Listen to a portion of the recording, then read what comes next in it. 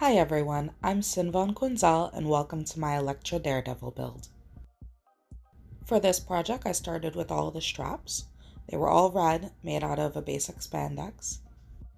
I believe I cut about 6 straps, which were 2.5 inches by 2 yards. These straps would be used for both the arm and leg bands. After cutting I used a wide straight stitch to baste down all the edges, followed by a narrow and wide zigzag stitch, all done just to ensure clean edges on the costume. I did choose black thread instead of the red because I like the contrast and most of the costume would be black and red anyway. Now it was time to begin my top. The pattern is made out of the base, which is a long sleeve black top made out of cotton that I already owned. Using that as my base, I now begin to create the pattern for the center. The center piece will be sewn on to the shirt that you see me cutting the sides off here. I decided to repurpose the top that I don't really use anymore. Here you can watch me creating the line work and the pattern, attempting to keep it as accurate to the comics while also making it my own and collaborating with other designs from different looks that Electra has had over the time. I began with the top red pieces first. You'll see me overcut this pattern by a bit. This is done so that I can mark the sides, pin each line together, and then still have enough seam allowance later on. Every line that you see me pin down is going to be base stitched and then wide narrow zigzag stitched. This is how I create all my line work on my spandex costumes especially. For the center top of this pattern, I decided to go with the black sheer netting. This was both because I liked the way it looked and because I'd prefer a more breathable material, knowing how many layers I'd have on with this costume. Here you see me sewing some of the line work and the black paneling in. Now it was time for me to do the same type of steps but for the bottom half. I kept the center of the bottom half fairly plain, but the sides of the bottom half are the black pieces. It can be difficult to see markings on black fabric sometimes, so instead of making my markings out of marker first, I actually just pinned the sides and then continued pinning downward before I began sewing again. After doing the designs for all the individual pieces, it's time to start putting everything together like a puzzle. I began with the bottom this time. I decided the bottom pieces I would keep the little detailings going outward. So I cut the pattern down to size and then I pinned it to the bottom red fabric and sewed that all together. Since I decided that the black was going to pucker outward, I didn't want the red to do the exact same thing. So the red's puckering was actually going to stay inward. These are some of the individual options and takes that you get to choose when creating your own costume and interpreting designs in your own way. It was time to head back to the sewing machine. I continued the same repetitive pattern of base stitching everything first just to make sure that my fabric doesn't move around or do anything funny, and then zigzag stitching. After all that, I did decide to top stitch certain areas, including the center area and around the black netting. Once all the pieces were sewn, a long black strip of black spandex was used to be the ending trim on the sides of this panel.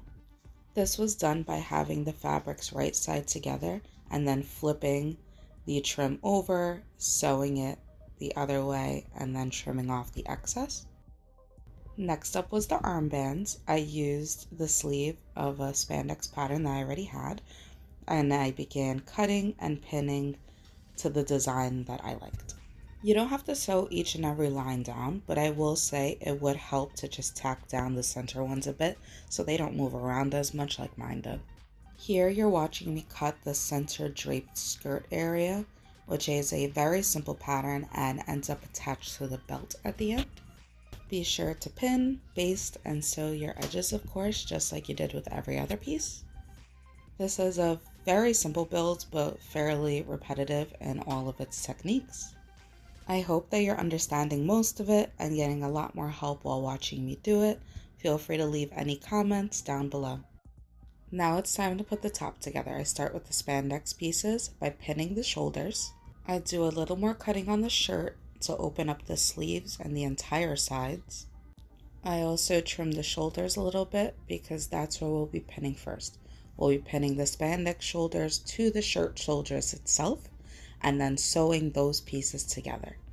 Once those shoulder pieces were sewn, like I did everything else before, I flipped everything right side out. Flattening it all as much as possible, I began pinning the spandex piece that I made to the shirt itself little by little, very slowly to try to keep it as nice, flat, and straight as I could. Everything was sewn together, including the sides and the arms, back where they were, and then it was time to try it on. I did forget to film the mask, which is actually just a really long rectangle. I sewed it to the top of the shirt where the collar is so that it wouldn't fall off. Next up is the logo. I just hand drew it to some pattern paper, cut it out, and used heat and bond with two of the spandexes that I've been using this entire time, the black one and the red one, to create the logo. Please use the purple heat and bond, which is the heat and bond light. That is the one that you can sew. Sadly, I ran out, so I had no choice but to use the other one, but I do not recommend it with spandex projects especially, because as soon as it starts stretching, it kind of just starts peeling off. With that said, I will have to replace mine and my logo, but for now, I used the regular heat and bond, and it was what it was. Now, the mask. You're going to see my face for a lot of this. Do not mind it.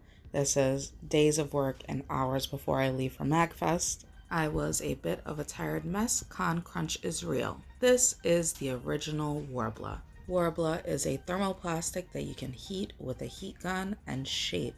As you can see, I am heating and shaping it to my face. I wait till it cools down a bit because it will burn you, so please be careful. One huge upside to Worbla is that it sticks to itself, so I'm able to use a ton of the small scraps to make the horns. After I create the horn itself, I'm able to heat up the bottom and then add it to the mask itself.